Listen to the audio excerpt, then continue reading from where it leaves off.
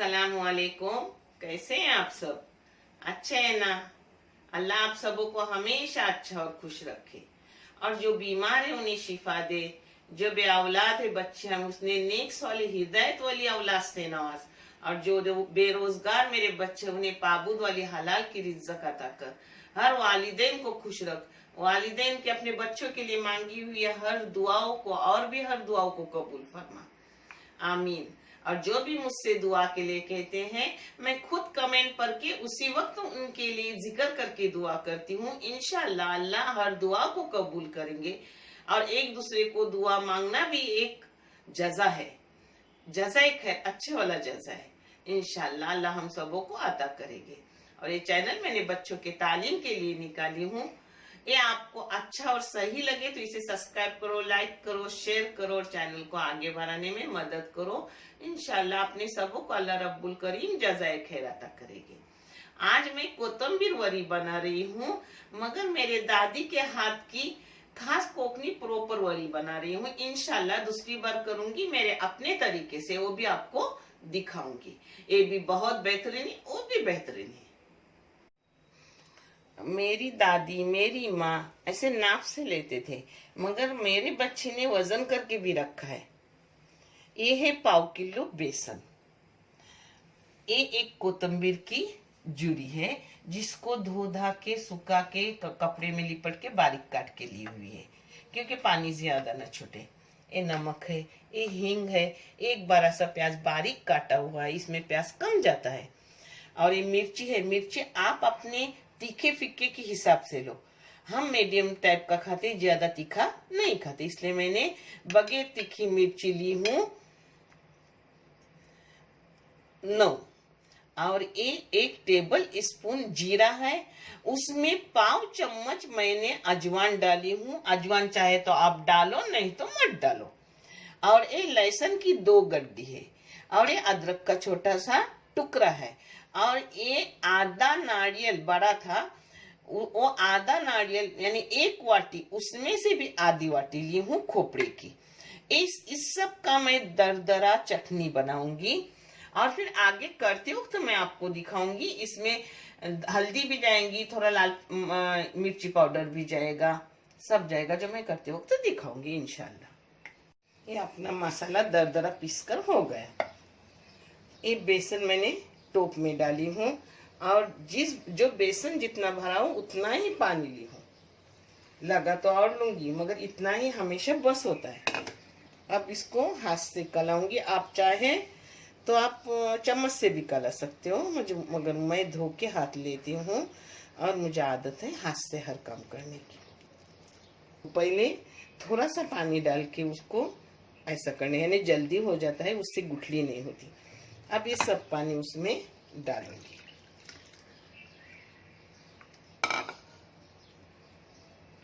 अब इसको मिलाऊंगी। नहीं तो इसमें गुठली रखने की नहीं, एक आधा रही तो अपने हाथ से उसको ऐसे मोड़ने की। हो गया खत्म। देखिए एक गाढ़ा पतला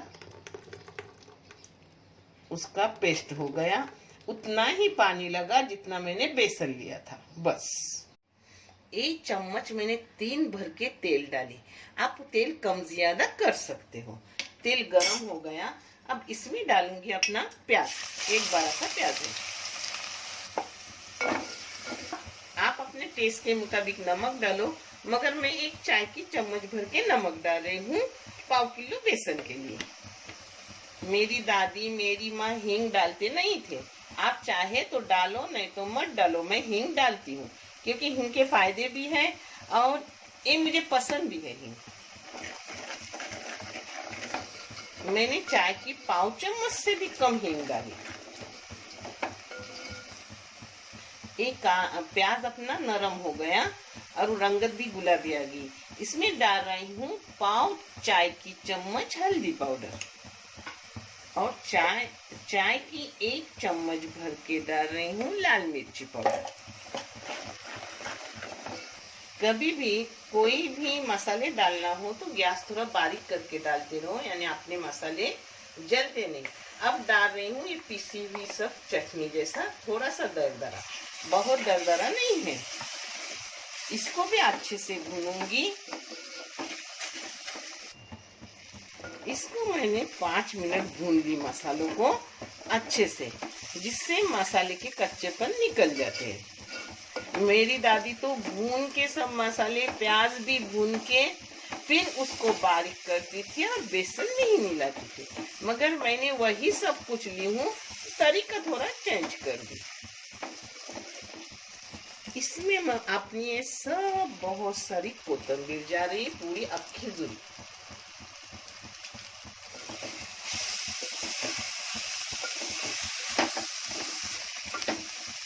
अब इनको भी 2 मिनट मैंने सबको एक जगह करके भून लिया।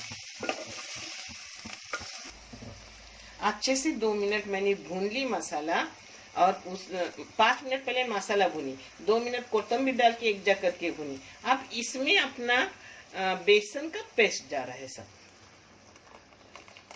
टोप में थोड़ा सा पानी डाली, वो भी हिला के ली, क्योंकि अपनी कोई भी चीज बेकार न जाए। अब इसको पहले एक जगह करूंगी।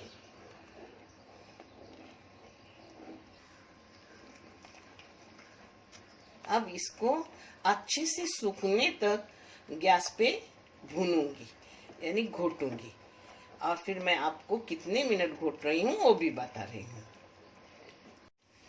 अभी कोतंबीर बहुत सस्ता हुई है, इसलिए उस टाइम मैं आपको ये बना के डालती हूँ कि आप भी करो। और पता है, मैंने इसको मीडियम गैस पे सिर्फ 5 मिनट घोटी, अपना कोतंबीर वड़ी हो गई। देखिए, बहुत तरीके करती हूँ, इंशाल्लाह आपको दिखाऊंगी आगे, और भी बहुत तरीके मेरे। अब इसको एक थाल में डालने का, जैसे आपको मोटे पतले हो उस हिसाब से थाल लेने का, और उसको फैलाने का। थाल को थोड़ा सा तेल लगाने का, चाहे तो, न चाहे तो भी वो नहीं चिपकता, मगर आप चाहे तो लगा सकते हो। मुझे ना ये वड़ी फ्राई करने की है, मैंने थोड़ा मोटा मोटा डाल दी हूँ, आप चाहे तो पतला भी डालो। ये ऐसा ही रोटी के साथ, चावल के, नाचनी के, बाजरे के, जवारी के, गेहूं के, सभी रोटी के साथ बहुत बेहतरीन लगती है। जरूर करो। अब मैं आपको फ्राई करके, थोड़ा ठंडा होने देने का, और फिर टुकड़े करके फ्राई करके दिखाऊंगी। ये देखो, आप इससे भी मोटे कर सकते हो, इससे भी पतले, मगर मैं यही ठीक समझती हूँ। आप जरूर करो। ये ऐसी ही रोटी के साथ भी अच्छी लग रही है। मैं आधी फ्राई करूंगी, आधी ऐसी रखूंगी, बच्चों के लिए फ्राई कर रही हूँ, और मैं खुद ऐसी ही चपाती रोटी के साथ खा लूंगी। अब ऐसे टुकड़े की हूँ, तेल गरम करने रखी हूँ, इसमें तल लूंगी। तेल गरम होने के बाद इसमें फ्राई करने डाली, और फ्राई करने का मीडियम गैस पे, यानी अपनी कुरकुरीत अंदर से हो जाते हैं। ये देखो, मैं ऐसी रंगत पे निकल रही हूँ, आप चाहे तो और भी लाल कर सकते हो, हाँ, इससे भी हल्के कर सकते हो, मगर ये रंगत मुझे अच्छी लगती है। इसमें तेल बिल्कुल नहीं खींचता। हाँ, ये देखो, अपनी कोतंबीर वड़ी मेरे दादी की तरीके से मैंने करके आपको दिखाई हूँ। इंशाल्लाह बहुत जल्दी मेरे अपने तरीके से भी करके दिखाऊंगी। अभी कोतंबीर बहुत सस्ता है, पता है, जो मैं 70 रुपए से पूरी गड्डी लाती थी, कल मैंने वो 15 रुपए से लाई। अल्हम्दुलिल्लाह, तब तक अपन भी खुशी खुशी। और ये कैसा सीजन की चीज है, इस सीजन में अच्छा भी मिलता है और सस्ता भी मिलता है। आप करो और मुझे कमेंट करके बताओ, बहुत बेहतरीन रेसिपी है। देखने के लिए जज़ाए खैर। अल्लाह हाफिज।